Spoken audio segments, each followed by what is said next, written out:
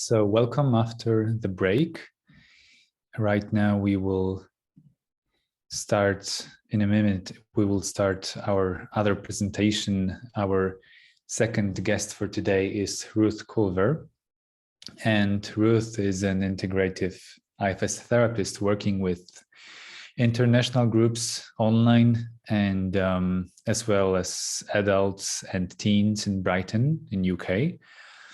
She was originally trained in clinical and medical hypnotherapy, and she has continued to study and incorporate somatic approaches to complex trauma, attachment, and resilience into her work with IFS. Her interest in embodiment and collective healing have led to the creation of two experiential integrations for working with IFS in groups: drawing into self using intuitive drawing, and IFS constellations, using the somatic phenomenon of constellations. She enjoys bringing a PA for IFS Institute trainings, being a PA for IFS Institute trainings, has presented at the London Trauma Matters conference with Gabor Mate, and her Survival Thrive Spiral infographic is used in therapeutic and educational settings across the world. Today, you'll be able to see this infographic both in English and in Polish, as we just translated it to Polish, so you can all read it. Hello, Ruth. It's really great to have you here. Thank you so much for taking the initiative, for contacting me with this initiative, and for taking the time to share your wisdom with us here today. Thank you. Thank you, Michael. And it's a real honor to be here, and I hope I can offer something that is of use to you today. It's lovely to see some faces on the screen. If there are any more people willing to show their faces, it really helps me to know who I'm speaking to. There'll be times when I'm screen sharing, and then that's fine. I can't see you then, but it's lovely to see you when I'm talking direct. So thank you for those who are willing for that. So I listened to Irina's talk, which was really helpful, and I will try not to duplicate anything she has said. And really it sort of follows on from that, and I'm going to offer specifically a way to look at the way we can help ourselves and help others by understanding our nervous system. And this particular graphic maps the nervous system through Polyvagal Theory, the Polyvagal Theory of Stephen Porges, alongside the structure of IFS and the parts that Irina has been talking about. So we'll be looking at the two, how they two go hand in hand, and how we can use this awareness of our nervous system and our parts to support and come back into balance. And we'll be doing that through a mixture of theory and experientials, and there'll be time for Q&A and some body-based techniques as well. So if anybody has any particular needs, you need me to slow down or speak up, just let me know, and you're welcome to put things in the chat, questions as before, so that Michael can collect them and ask them when that time comes. So because we're going to be talking about trauma, I think it might be useful to just take a moment to resource ourselves so that we can be with any parts that come up as we go through, because this is going to be quite experiential. And so I'll just run through a few polyvagal informed tools that you might use today. And yes, in the last question to Irina was, how do you resource in IFS? Well, the resource in IFS is self, but sometimes self isn't available. If your clients are working on their own, they don't have you there, your self may not be available, their parts may have overwhelmed them, may have taken them over. So one way to actually access that, to contact more self, is to have some of these techniques, not to avoid or push away the parts. I think that's what's really different about IFS. We're never intending to sideline them, but to be able to be with them. And by having a knowledge of our own nervous system, we can be with them and help them in a time of need. So You might want to practice a few of these things, just do them a few for yourself as I go along, and they'll be on the last slide, so you don't need to write them down. Just see which ones you like, and just know that whoever you're working with, whether it's clients or refugees in your home, that sometimes just offering somebody something to do with you, not you need to do this, but I'm just going to take a moment and have a look around the room for something that makes me feel safe and comfortable, just here in this room now. And oh yes, I'm just naming it as you might to the person you're with. Just when I look at that peace lily, I just notice a little bit of space come in my system, because I have a big peace lily on my desk that helps me. So you could do that for yourself, have a look around your room and notice what is a cue of safety, because that's a polyvagal technique to notice cues of safety. Another way, of course, is to use the ground, and pushing your feet into the ground, really pushing in, can be a nice way to do that. Wiggling in your chair, wiggling your fingers and toes, and moving the body. Again, if we get, especially if we're frozen, moving the body. If we're more in the shutdown sort of state, in a low vagal tone, and I'll say more about that later, but if there's more of a sort of collapse feel, then moving can be really helpful. And one way to do that is to cross your arms across your body, which also helps bilateral communication. And just squeeze the tops of your arms. Have a go now, it's quite nice. Or you can stroke, some people stroke down, that's a havening technique. And when you do this, when you're with people, if you notice their nervous system is dysregulated, you can do it, and they may well do it for yourself to calm your parts. So let them know you hear them, I hear you. Yeah, this is a difficult conversation. This is hard. You can acknowledge your parts at the time. So again, it's not to get rid of them. But just doing it for yourself may mean that the people with you start to catch that as well and feel it. And another one I really like is to turn all the way around, and you can do this as well. Name something on the wall behind you, name it to yourself in your head. So I'm going to turn my body all the way around, my head all the way around, and name that there's a plant with spotty leaves. And then you can do it the other side as well. And you're actually freeing up some movement up and down the spine, some space for other information where maybe there's a clamping down happened in the system. And of course, the breath is the easiest way to be in direct contact with the nervous system. So before I launch into the explanation of the graphic, maybe let's just spend a little bit of time with the breath and learning about polyvagal informed breath. So you may want to lower or close your eyes for a moment as you focus softly inside.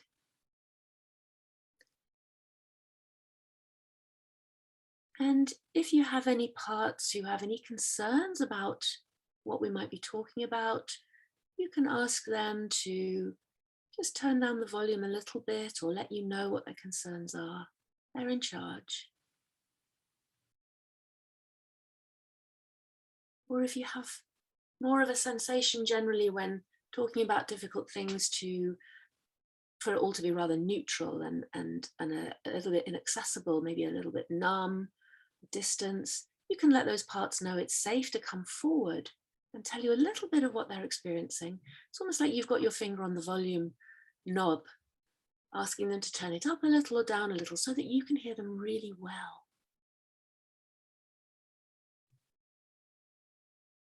So they can speak to you from a safe distance for you and for them.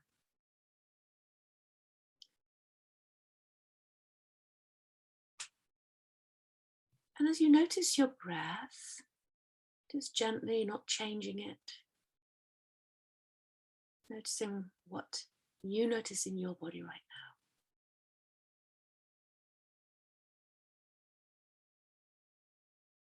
now. And you can name anything you notice. It might sound something like, oh, hello, shoulders, and feel you're a little bit tense. It's probably a part that's creating that. You don't need to work it out, just notice it and name it. And that's a key skill, really, just to be with whatever's here. We know it's got a positive intention. Just notice and naming a few things in your body. Gentle, gentle attention. As close or as distant feels right for you.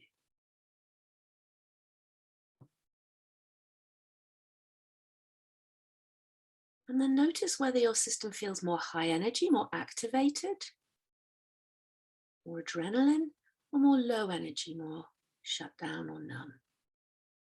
So just notice what's dominant in your system right now. And then I'm going to invite you to use the breath in one or other way. If it's the former, so it's more activated, more high energy, increase your exhale. So extend the out breath. Do that 2 or 3 times. You can leave the in breath to take care of itself. Just extend the out breath. But if it's the other way for you, if you feel more low energy, increase the in breath. Just extend the in breath, make that deeper. So you're offering a breath to your system that brings in a little of the opposite nervous system state. And as ever, you can do as much or as little of this as feels right for you right now.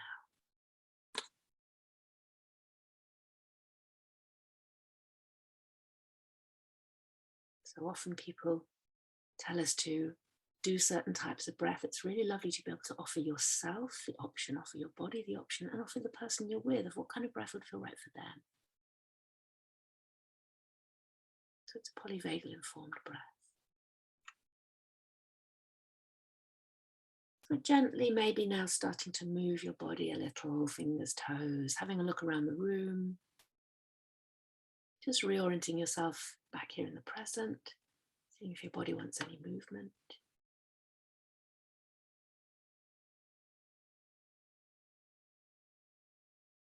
And I'm going to share my screen now. So just gently warning your system, there's going to be some colors appearing on the screen. And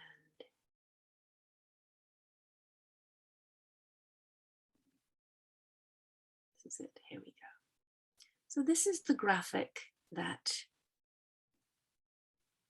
I've created that maps polyvagal theory with internal family systems. And as you can see, it's got Polish on the left and English on the right. And I think somebody, Michael's going to post in the chat for you now where you can download a PDF in one of those languages. So you might choose to just have that on your screen.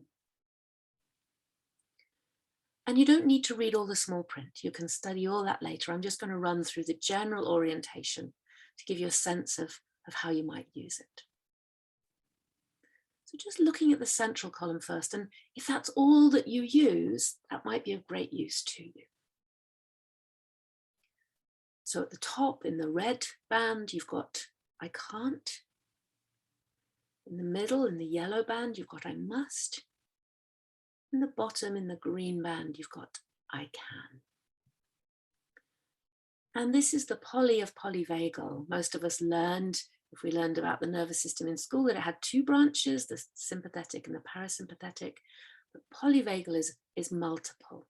And the vagal bit is to do with the vagus nerve. I won't go into the science of that now because there isn't time, but it's really interesting. And if you're not aware of the work of Deb Dana, she's brought polyvagal into therapy. She's written some really wonderful books. So perhaps you can share Deb Dana's name in the chat. But what we need to know right now is that our nervous system is constantly scanning for signs of safety and danger. It's called neuroception. We don't even know it's happening. And all our senses are involved in this. If we have a neuroception of safety, we're down here in the green zone with a feeling of I can meet this challenge, I can do what I need to. My parts are in balance and working as a team. So I can take care of myself and help others, for example. Whereas when we stop feeling safe, our sympathetic nervous system kicks in. Adrenaline, cortisol, flood the system, and everything changes in the way we hear, the way we see, and our body prepares to fight or flee, to find a way of managing the situation, what I've called fix there at the top of that green, sorry, the top of that yellow on the right there. This is a space of fixing, of putting it right. So just looking on the right hand side there, this is the polyvagal information. The bottom in the green, you've got co-regulation with people and ability to regulate yourself or with others. And then in the yellow, you've got this sympathetic nervous system activation of fight, flight, must fix it. We'll look at the left-hand side in a moment. You can leave that for now. And everything speeds up in that zone. But then if we can't save ourselves by fighting or fleeing, finding some kind of fix, the only option is some kind of shutdown. There's life threat is so great, we need to numb out so that we don't feel the pain. And so it's immobilization. It's a very ancient form of protection if we can't escape. So in animals, that might look like keeping still or feigning death until the danger passes. In humans, it can look like full collapse, fainting, for example. Or what I've put also in that red zone is the word submit. And this is where there is enough sympathetic activation in the system to be still doing things. So I'm still going about my daily life, but the feeling is I can't save myself. I'm just going to have to do what I must. Very different from the adrenalized state in the yellow zone of I must. This I can't. There's a hopelessness in it. It's the best I can do. So this submit is a kind of mixed state. It's the polyvagal, what you call dorsal in the polyvagal, mixed up with enough adrenaline and sympathetic activation for us to keep going and doing things. So recognizing people in these different states, in the I can't, in the red zone, their face might be very blank, the light will have gone out of their eyes, we can't think or talk straight, often don't feel pain, feel quite far away. Whereas in the yellow I must zone, we're much more likely to have wide eyes and our ears will be scanning the environment for high and low sounds of danger, and our heart and lung functions will speed up. We certainly can't socially engage, can't communicate and learn, and all those things that we need to be in that green zone to do. So the last thing I want to point out on this right-hand side is the word freeze, which I don't know if you have the same problem in Polish, but in English, that word freeze can be used in two ways in relationship to the nervous system. It can either mean the collapse, or that rigid attention that's earlier in the activation cycle, because that spiral is the activation cycle. It's a cascade, it increases. And so it's earlier, it's on that line between red and yellow. And for me, that's where I use the word freeze, because it is rigid, just like ice. It's rigid. It's like a deer in the headlights, frozen to the spot, trying to make an urgent choice that feels impossible, assessing all the cues of safety, danger, threat in the environment around, and deciding how to respond. So I don't use the word freeze for the collapse space, but that can be confusing. Sometimes it's used for that, just to let you know. The thing that's really important, and you'll see the arrow around the freeze word there, it says the word overwhelm as well. And as Irina was saying, trauma is not what happened. It's not high stress. Trauma is when we can't process. So just as if you were in a car accident and your leg got broken, you go to the trauma room. You go to the trauma room to deal with the injury that's created. So the trauma is the injury, not what happened. And with trauma, there is overwhelm. So it's when we can't process what's happening that we go into a kind of fragmented state. Because what do we do with all that energy?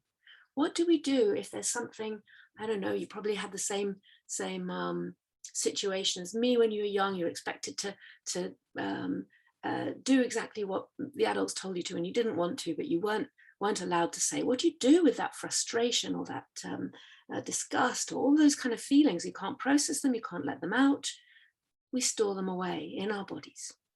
And that's where this arrow goes across to the I hurt, which is a function, a part of IFS, the exiles. These exiles is the parts of us that are holding these unprocessed feelings of fear, rage, shame, despair. And we have to lock them away because we weren't able to process them at the time. And what makes that happen is whether somebody is able to be with it and allow it to come out, or has to push it away. And this is something we need to be really aware of, because pushing away can be done with the best of intentions. So that if somebody is, for example, having huge grief from all that they've lost, if a helping person with the best of intentions, someone very kind, tries to make it better too fast, without them being able to process it, feel it in small amounts that are manageable, it has to be pushed away because they're trying to help. And we see it so often with parents. Oh, there, don't cry. It's all fine. Let me get you an ice cream. You fell over. I'll help you feel better. You need to not rush the feeling better. So this takes time. I'll come on to this a little bit more. But first, I just want to orient you a little bit more to the last few parts on this graphic. So the green, the black spiral, as I mentioned, is the cascade of saving ourselves in times of danger. And the ideal is, of course, that we move up and down. But most of our lives we spend in this space of I can, and we go into fight, flight, and fold, those parts that are submitting or collapsing completely when necessary. And we need resilience in order to come back down.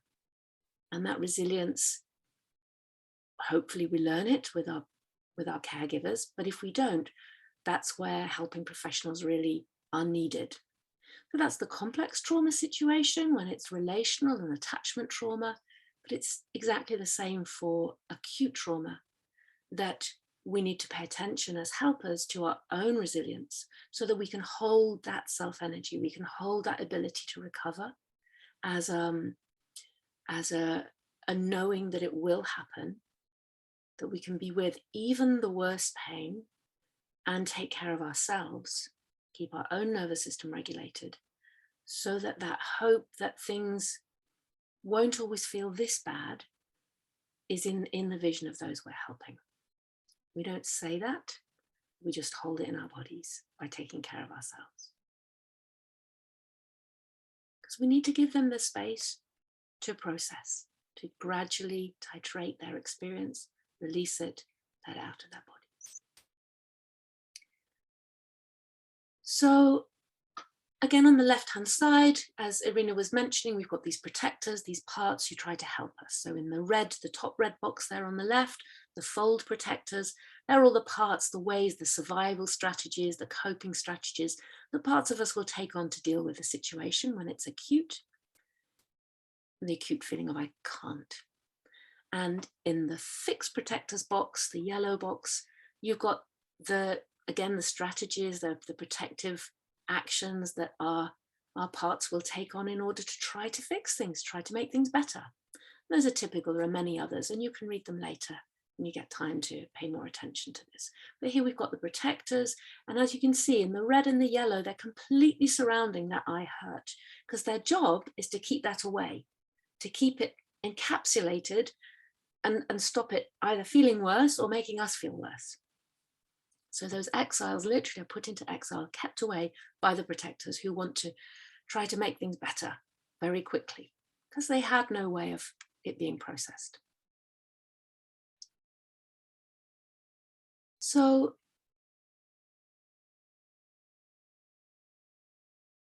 the final thing on that diagram is at the bottom, that semicircle of green, I am. And this is the self that Irina was talking about. The soul, the essence, and it's a place of being, not doing. And it's this self-energy that is so healing for us and for those present with us who need our help. the more we can connect to it, the more we can ask all the parts of us who want to do to just make a bit of space, so we can just connect to this. Our system can relax a bit and make some space for being with whatever difficulty is either activated in us as a result of being with people in great distress. Because of course, if we're with them, our parts, our exiles will get activated. So we can do those two things at the same time. That's what IFS teaches us to do. To connect to this self energy and witness, acknowledge, validate those parts who are feeling such distress and make sure they get what they need. As Irina was saying, there's self-care, making space for that as well. And by doing that, we then make more space with this self-energy to help those who are undergoing great trauma as a result of what's happened. So healthy regulation means we can easily move between these different states with ease. But of course, when we have trauma, we get stuck in those survival states. The top you'll see on the right, on the far left-hand side, that word survival, which is, if we're getting stuck, our parts are living, we're mostly living in those red or yellow zones, and often flipping between the two. Remember, we're multiple. It was the question that was asked at the end there of the last presentation. Parts can be doing, we can have parts doing 2 things or 3 things or 6 things at once. And that can be really exhausting. Parts wanting to collapse, others wanting to keep going. So again, just noticing them, naming them, understanding why they're doing what they're doing, that they're trying to help. Helps us just unblend from them and give a little bit of space so that they can feel our self-energy with them. So I'm going to stop the share. That was pretty fast introduction to the spiral. I just want to see if there are questions at this point, and then I'll go on and we'll talk a little bit about using this information to support ourselves and others. So yeah, maybe if you put any questions you have in the chat, and Michael, you can read them out. It'd be lovely to see some of your faces again now.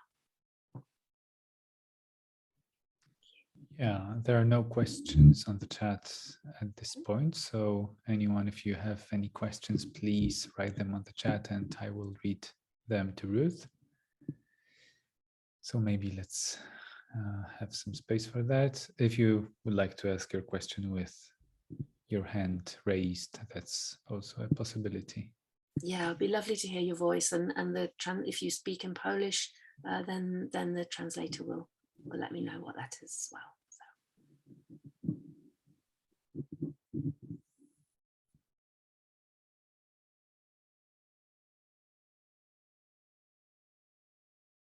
And I'm curious, how was that for you to be introduced to this? Maybe you already knew it, or maybe it's new.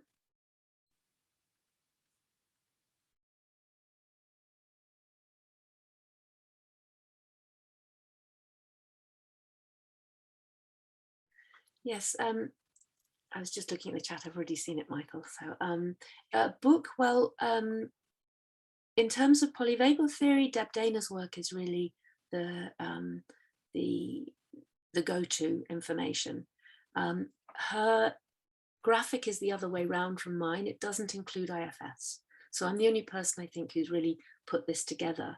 I do other courses, and if people don't have money, they're really welcome to I'm really happy to give free places to people who need them. But I do some courses on exploring this in more detail.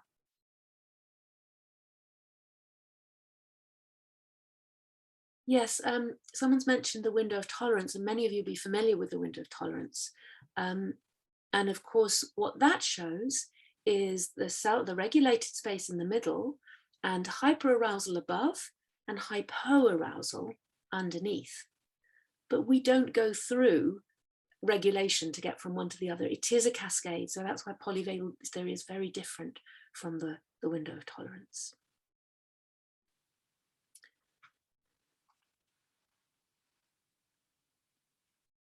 Yeah, there's a question Sorry, Michael, I don't want to disempower you. I'm so used to doing these on my own.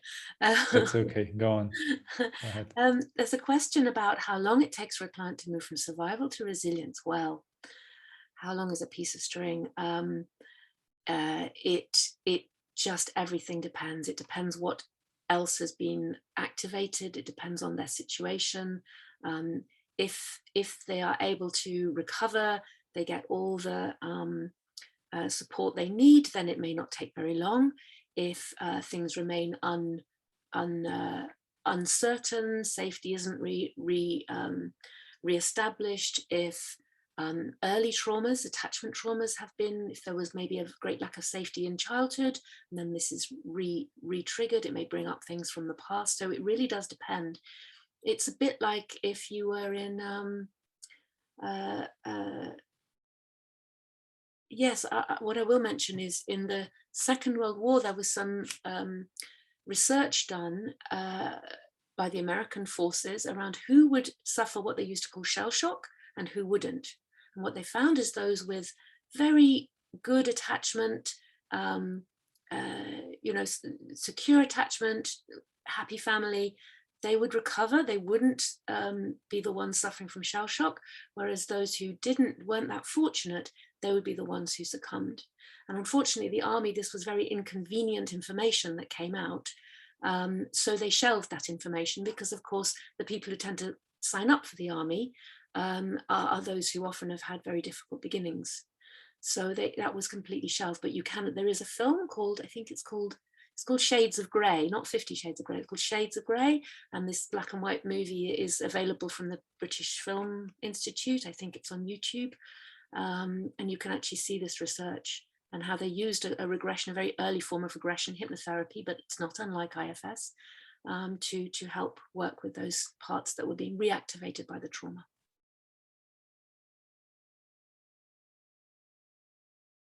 Let me have a look. Ludmilla, you've asked a question about how the parts connected to trauma can be present in our nervous system. I'm not sure I understand it. Would you like to unmute and ask that, or type some more, and then I'll come back to it.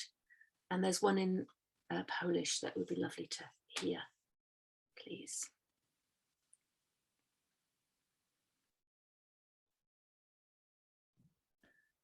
So let's see if Ludmila wants to explain the question. Oh, Ludmila can't unmute. Philip, can you allow Ludmila to unmute, please? Oh, yes. It's a little bit difficult to explain because I don't understand it either. But I was trying to imagine if it's possible that, for example, when you have some trauma in your life, that you have, some nervous imprints. I mean, that's something that not only some psychological concept of parts, but how, if it's possible that it's connected really with our nervous system, if we can have some imprints in our brain, for example, some foot of trauma or something like that. Yeah. So, yeah. Let me see if I've understood you. The brain is plastic. We know it can be reprogrammed, and it gets programmed. So we may have habitual responses to respond to any loud noise in a particular way, and it can be reprogrammed. So there is a footprint, yes, and so it is in the nervous system, but part of connecting to that sense of safety, reassuring the brain, reprogramming it, it actually allows us to reprogram it. Is that the area you were thinking about, Ludmila? Yeah. There's some really interesting work, the work of Alan Gordon. His book is called The Way Out.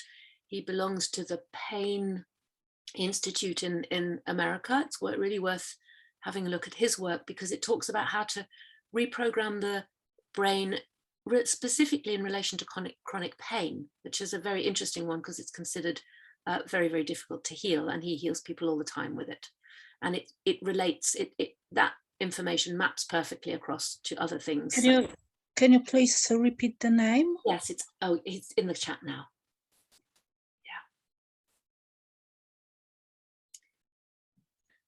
So should I translate the Polish question? Yes, and then maybe, yes, that would be great. Yes.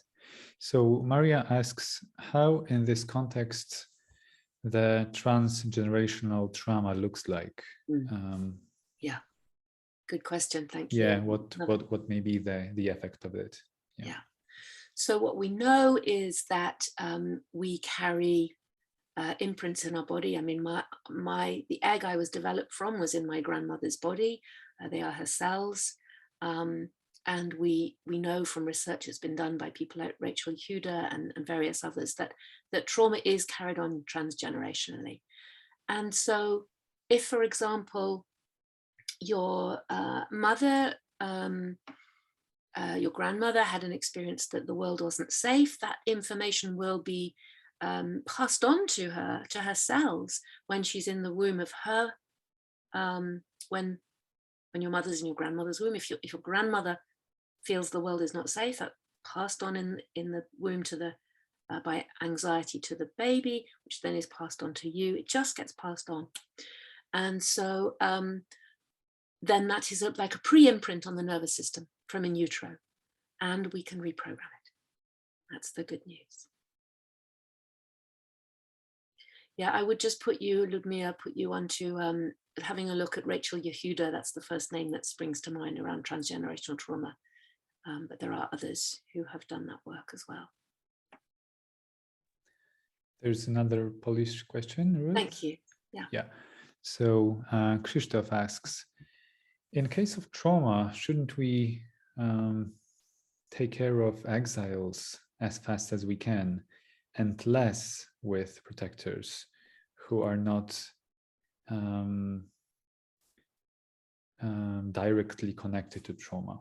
Yeah, it's a good question. Well, when we're talking about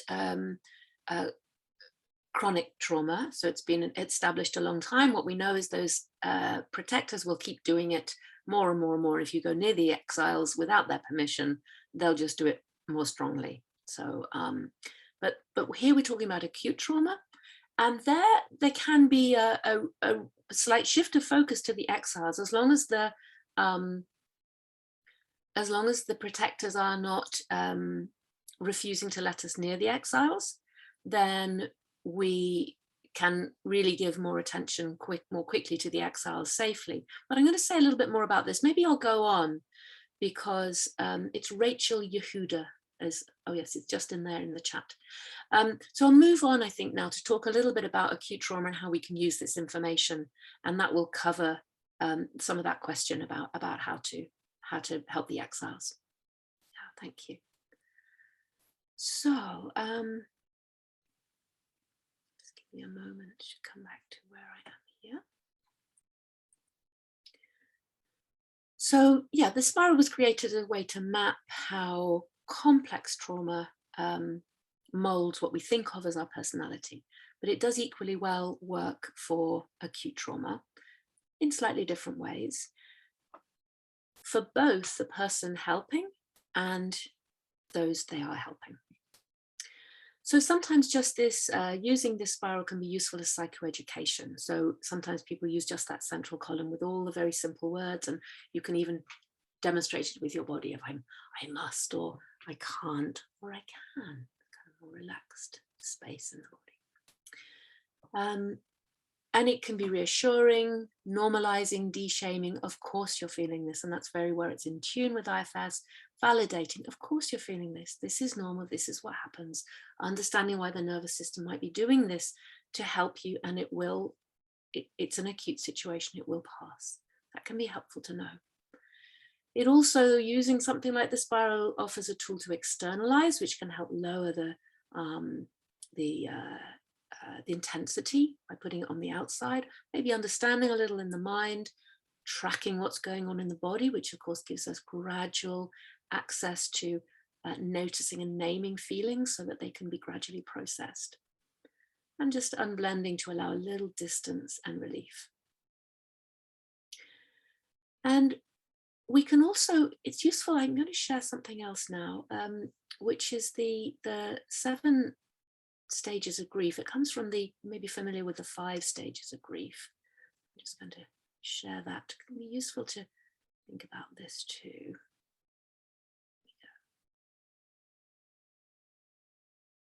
Just thinking about this in relationship to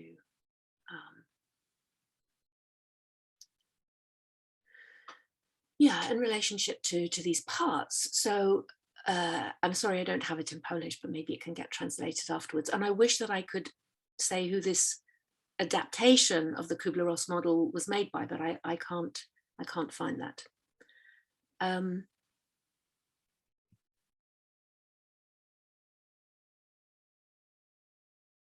Sorry, I'm just pausing because my system told me that it was running something. There we go, it should be better. So here at the top you have shock, and that's what I've called freeze. It's that initial paralysis. How the heck do I deal with this? And the stages of grief, we need to just understanding these for ourselves, what's happening in the nervous system, in the processes of grief.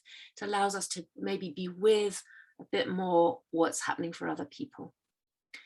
Denial, yeah, really ways to avoid. It helps us not freak out. It's great. It's a form of dissociation. It's a protector. It can be. I'm not going to look. I'm not going to go there. These protectors are there. They're trying to help, and we don't want to try and get rid of them because we need to titrate this grief, this pain, this fear. All of it needs to be titrated, so we can consciously allow it. And it's only harmful if it goes on too long, if we get stuck in it.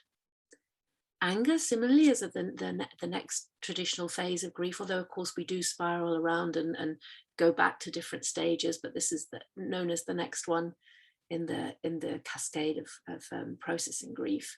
And it helps us feel in control. Again, they're protectors, blaming others, sometimes blaming ourselves, but it's a way of feeling a bit more in control, and we can understand it in that way as a protector activity. Bargaining, yeah, trying urgently to find a solution. And that obviously is something that can lead to OCD, which often comes out of trauma. If I do this, I touch the light 3 times or whatever it is before I switch it on, it may mean that something bad doesn't happen to those I love. So we can understand it in that way, a protective activity. And get to know them through IFS. We get to know how these parts are trying to help and what they're trying to help us avoid. And that's where we gently go towards the exiles. You're trying to help avoid that. Well, that's fine. Again, as I mentioned at the beginning, we can turn the volume up and down. Just one drop at a time of this grief or this rage, just as much as feels okay today, and we can come back to it tomorrow. Depression is another one that, of course, is on the spiral. That's up at the top. That's in the I can't space. Depression is this wonderful way of numbing out. I don't want to feel it. And it usually comes when we realize it's inevitable, when the parts that are trying to avoid it by denying or bargaining or anger, when we realize they can't actually help. Sometimes depression will kick in at this point. So when we finish doing what we must do to, or the people escaping have escaped, they've done the activity and it's now inevitable. They need to have space to allow this depression to numb them out for a while. They need to know that they don't have a medical condition that's going to persist. It's useful for the time being, a little bit of conscious numbing, really useful. We can welcome the depressing parts and know it's not going to last. It's just helping regulate, so we can start working with these depressed parts. Very different from sadness. Depression is not the same as sadness. Sadness is much more an exhale feeling, the grief. And we need time to just process it little by little. So the testing is where we get more contact with self. We can start to come in and out of the up and down the spiral, really, come in and out of self-connection, starting to trust again, starting to feel hope again. And then we may go back to some of those other parts that are protecting at various times. And then acceptance is where the full integration takes place. And somebody asked how long it takes. Well, it can take any length of time. But people do move on even from the worst things, and we don't rush it. We need to really make space for what's come up to be processed. So that's one way that that we can use this polyvagal information to understand the stages of grief. We can also use it to notice what's going on for other people. So noticing what's happening in their body, if they can't regulate their emotions, they can't focus, depressed, they're anxious. I think anxiety is in that middle section, in that I must section. It's a hyper state where we're trying to fix something. Inflammation in the body also is another sign. Chronic fatigue, the actual fatigue part of just saying stop, it's a kind of collapse protector. Parts that are trying to do things, of being hyper busy, hyper organized, helping other people. We can start to recognize our own parts and the people we're helping's parts of how they're trying to help us either keep away or manage. So some conscious managing through these protectors is a great thing and necessary. Grief takes time. So by knowing what part of the nervous system people are demonstrating by their physical signs, as I mentioned, their voice tonality, their eyes, their concentration ability, we can understand a little bit about what verbal tone we need to use with them, what kind of breath we need to use in order to regulate ourselves. So if someone's very adrenalized, very much in that fight-flight state, you might need to match their volume for a bit and match their energy to really connect with them, and then gradually start to bring it down as they feel witnessed and accepted in their hyper state. And if they're more stuck in a collapse state, then you might need a really gentle, slow, soft voice with no complex information. Just I'm here, just that. So it's not overwhelming, there's no demand. And gradually that can open into some strength for reassurance to be possible. And as long as that doesn't come too early. And again, Deb Dana is a great resource for that information. So what else? As helpers, we need to be helping ourselves first. Just as when you're on the aeroplane, it says for parents, put your own oxygen mask on before you try to help your children. We need to do that first. So a lot of this information will help you understand what's going on with you and pay attention to what needs to be paid attention in for you. And that's particularly so when with this kind of situation that you're dealing with in Poland, where the trauma is acute, it's happening still, it's ongoing, the losses are still fresh and very raw. Your ability to regulate yourself is probably the biggest gift that you can give those you're with. So we're going to move into an experiential, and I'm going to invite you to maybe start listing in the chat some of the ways that you notice your parts are coping with the situation. So as you are challenged by, or people maybe you see around you being challenged by the crisis, just notice, maybe just list some of those things in the chat.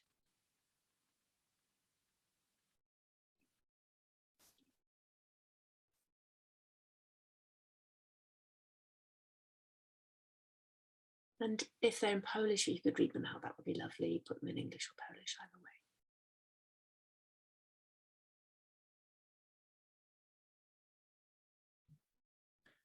Shifting the focus. Yeah, keep going, just keep brainstorming them out. limiting access to the information. Should I read only the Polish ones or? Oh, yeah, all of them, Michael. Yeah, that'd be great. Okay, yeah. Yeah, so my fixer gets activated, wanting to make everything okay. Yeah. Rescuer, fixer wants to make it better and ease the pain. Work in the garden. Trying to focus on other things.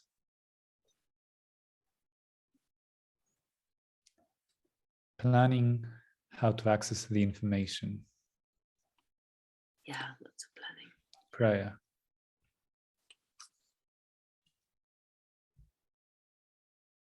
Seeking help for myself and other. Relax, preparing to fight, gathering resources. Yeah.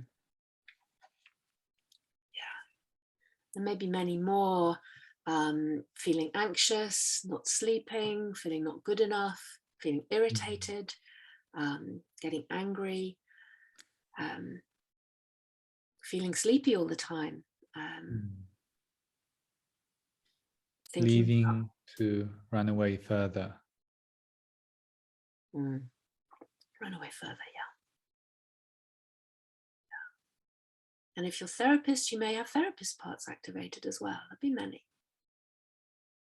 So maybe just make a note for all of you, if you want to just jot down some of these that you notice in yourself, just privately, start to make a little list of the ones that you're noticing for you.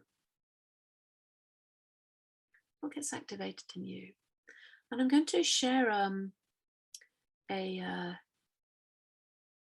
just a skeleton of the spiral. You might want to draw this into your notebook. You can see it's exactly as the spiral is without any of the words or colors on it.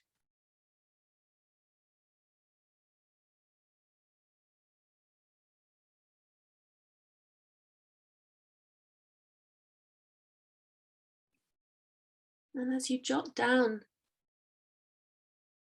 your parts, this is something you might want to do later, or you might feel you want to now. You could start to put them in these different zones. Parts that feel imbalanced, so taking time out to go into the garden might be in I can. On the other hand, if all you're doing is gardening and not paying attention to anybody else in the family or not answering your clients' calls, that would be in an I must part. So it's about the energy. What's the energy?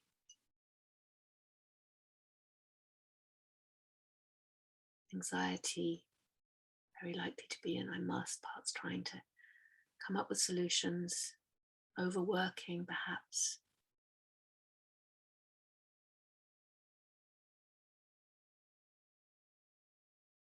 Parts that want to get it right, lots of I must ones probably being activated. And then there may be other parts in I can't, a feeling of, well, what I do is a drop in the ocean. I can't solve it. I'm numbing out, using substances to numb, alcohol, food.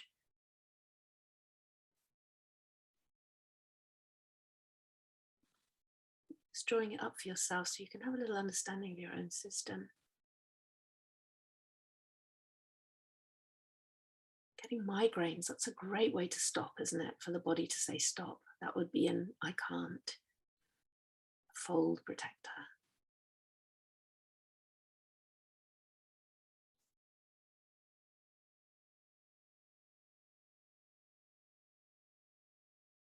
Just a beginning of starting to map that for yourself of what happens when you come into contact with trauma, people you're trying to help.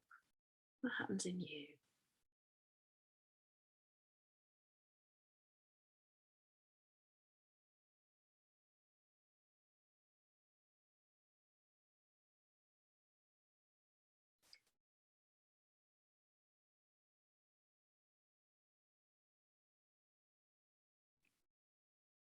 So I don't know if people want to ask anything or say in the chat how this is for them to just start to understand your own system in this way.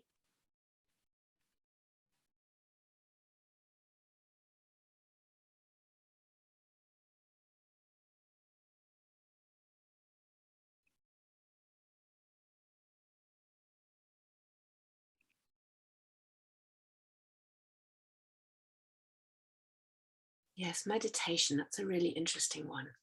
So if it's the kind of meditation that takes us completely away, so we don't have to feel anything, it might be more in the I can't zone. Can't bear this, so I'm just going to meditate. We call it spiritual bypassing. But if it's meditation to be with,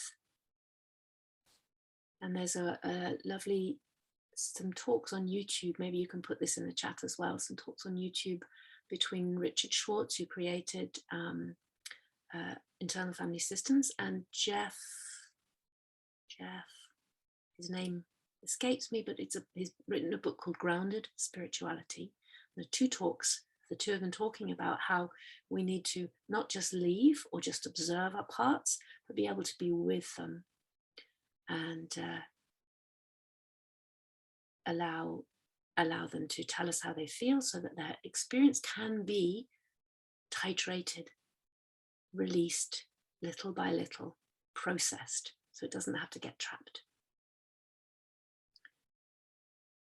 Okay, so more I can resources, yeah, a part that consciously switches off the news. So in I can, let me say a little bit about I can.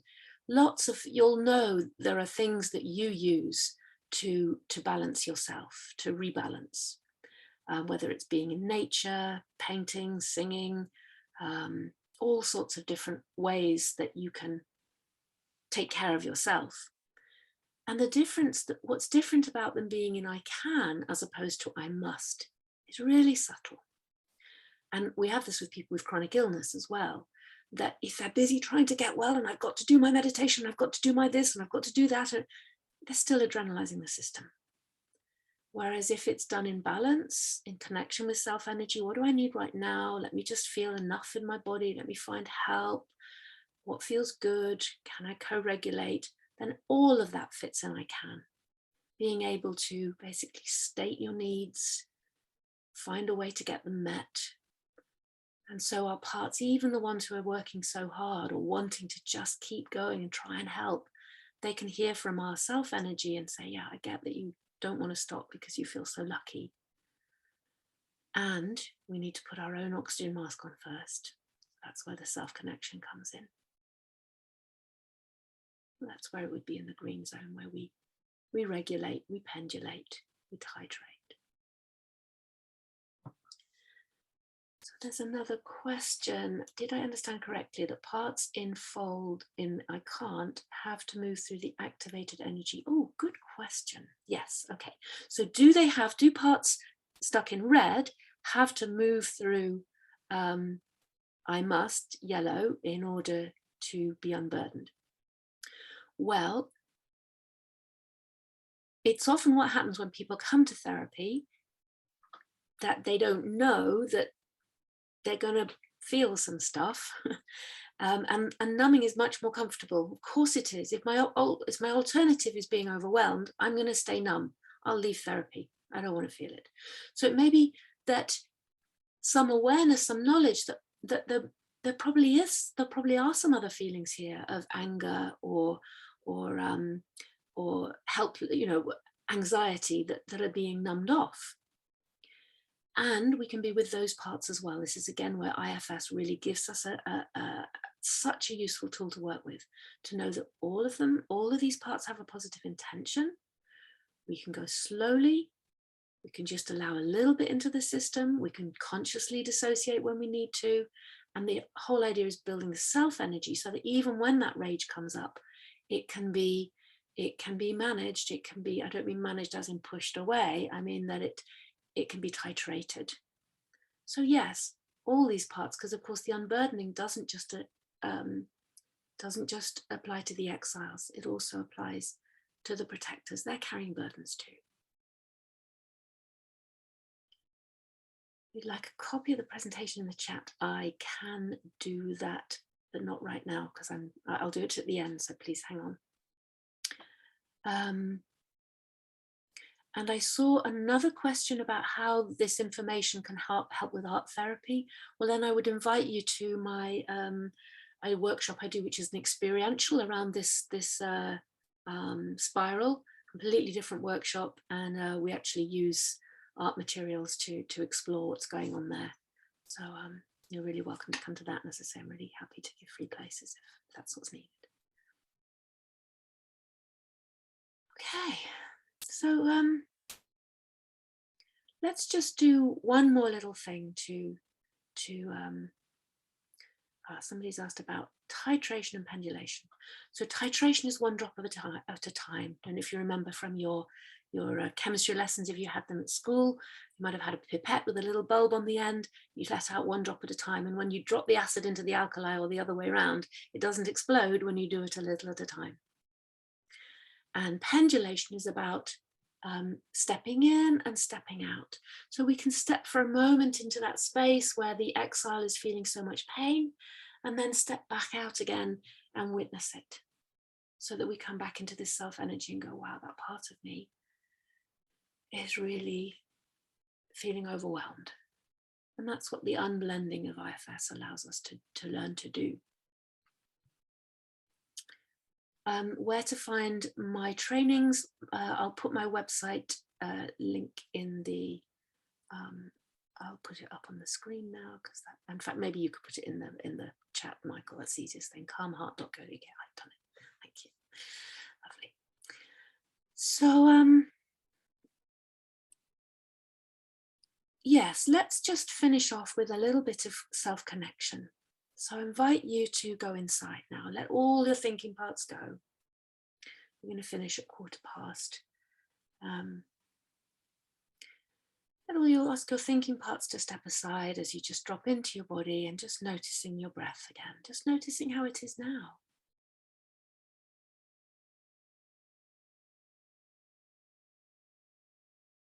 And again, you might want to use that information to invite in a longer exhalation. If there's a bit of adrenaline in the system, a bit of activation. Or if there's more of a numbing, overwhelmed sort of feeling, I can't feeling, you could increase the in-breath. Wiggle your fingers and toes just to come back into presence with yourself. I invite you to ask any thinking parts or doing parts just to take a seat on the sofa. Just let them listen, ask them to listen and watch for the next few minutes. And allow yourself to become aware that in you, in everybody, and in you, there is this wave part of you, this as opposed to particle. It's not a being essence, it's not a doing essence, it's the being essence, forgive me. It's about our very being, our core being, our self. And it contains all this inherent caring, clarity, calm, courage, curiosity, and compassion. It's the place where we can experience what it's like when there's nothing to fix, no problem to solve. So any parts that need to fix or solve anything, ask them to make space. You drop into this space of being. And for some people, a really easy way to do that is to just imagine you're in nature with a pet. And you notice your nervous system relax as you feel yourself sitting in a beautiful place in nature. For me, I like to feel myself sitting at the base of an oak tree, leaning against the tree. Just that image really lets my system relax.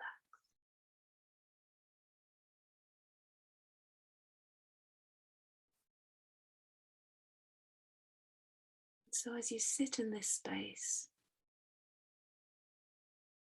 nothing to fix, nothing to do, just being for a moment. Notice that you can sit across the room from somebody who maybe has activated parts and keep in yourself, asking any parts that want to help to just wait as you connect to you, this core you.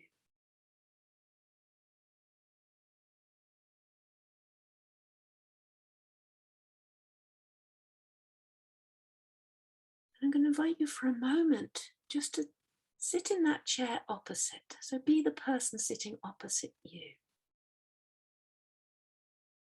And just as you look at this you, as you feel this you, as you sit with them, who's so calm and connected and compassionate, who can just be with whatever's here. No fixing, just caring, kindness, and compassion. Notice how that is to sit with this essence, how it is for you to sit with the essence, the self.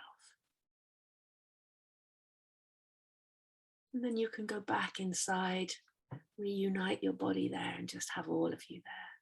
The parts who want to do something and the part that feels the self that is so calm and connected, so compassionate. So it's all here. So you may be aware of parts feeling sad or overwhelmed. They can be aware that you have this self energy too, and that you're coming. You can even let them know, I'm on my way, I know you're there.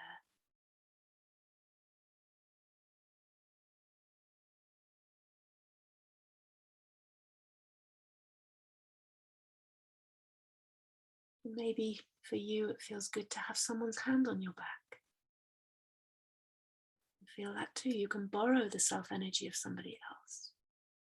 I think of my supervisor, her hand on my shoulder, and my nervous system drops a little bit below her.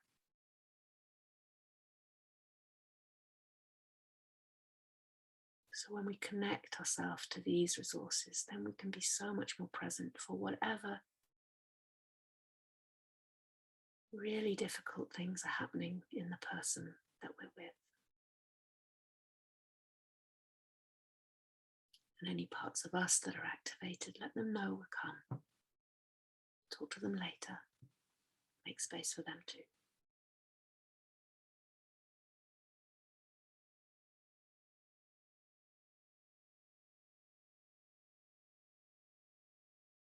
So gently, gently now, starting to come back, and end in a few minutes. Maybe wiggling your fingers and toes, looking around the room at whatever makes you feel present in the here and now. And if you want to put in the chat how that was for you, or any last words before we go, and whilst you do that, I will share this document.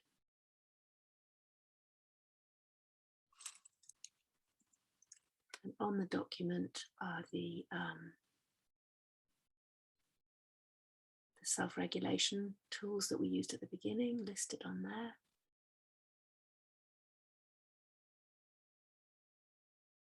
It was prepared rather in haste, so there's a bit of duplication on it, but you have to forgive that. It's got everything you need on it. It's got that 7 stages of grief,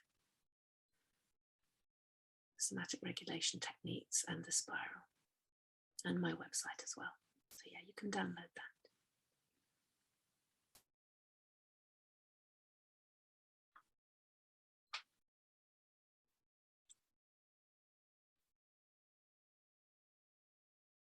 If you want to unmute and say goodbye or whatever you need.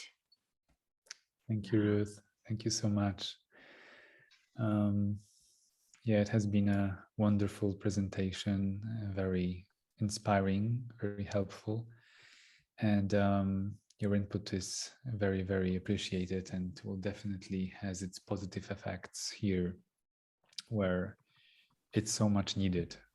So thank you so much. It was a wonderful presentation. Thank you everyone for being here with us. That's it for today. Please let us know on the chat how did you like it, and maybe if there are some main takeaways, let us know as well. Just to let you know that we keep you in our thoughts, we keep you in our hearts, both those who need the support and those who support others.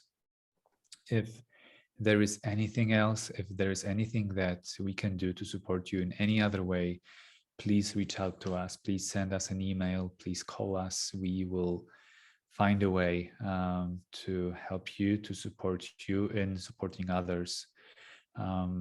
And I want to extend my gratitude towards our translators who are doing this work for free as well, like our presenters, like our guests. So thank you so much. This was an amazing and very important effort and input.